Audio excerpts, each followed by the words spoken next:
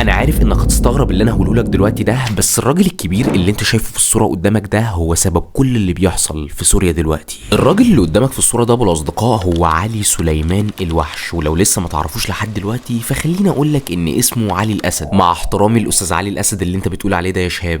بس هو مين برضه؟ علي الاسد ده بالاصدقاء هو جد الرئيس الهارب بشار الاسد وابو الرئيس الراحل حافظ الاسد. اها قلت لي بقى. علي الاسد ده بالاصدقاء هو كان شخص سوري اتولد في اواخر القرن 19 وتحديدا عشان الدقه سنه 1875. المهم عشان ما اطولش عليك، علي الاسد ده كان تبع طائفه اسمها العلويين، وفي الفتره اللي علي الاسد كان بيعيش فيها العلويين دول كانوا فئه قليله جدا في سوريا، وكانوا دايما حاسين ان هم منبوذين من الفئه الاغلبيه اللي هم السنيين. فعشان كده العلويين دول كانوا منعزلين وعايشين في مدينه القرداحه لحد ما تبدا تحصل حاجه تغير الوضع بتاع سوريا كله، وهي الحرب العالميه الاولى. خلال الفتره دي اللي كان بيحكم بلاد الشام او سوريا تحديدا هم العثمانيين، لكن بعد الحرب العالميه الاولى الدوله العثمانيه سقطت، والدول اللي كسبت الحرب العالميه الاولى ساعتها بدات تقسم الدول اللي كان بيحكمها العثمانيين، واللي كان منهم مين؟ ايوه سوريا. سوريا ساعتها كانت من نصيب الفرنسيين. طبعا انت ممكن يكون بالنسبه لك ده شيء عادي، يعني فيها ايه؟ ده مش شيء عادي خالص يا ابو الاصدقاء، لان كان كل اللي فات ده كوم، واللي هيحصل بعد ما فرنسا احتلت سوريا كوم تاني، وده اللي هيخلي سوريا بيحصل فيها اللي انت بتشوفه النهارده ده. فلو بقى عايز تعرف القصه كامله وتاريخ عيله الاسد ده جه منين، فهتلاقي الفيديو الكامل في قناتي على يوتيوب.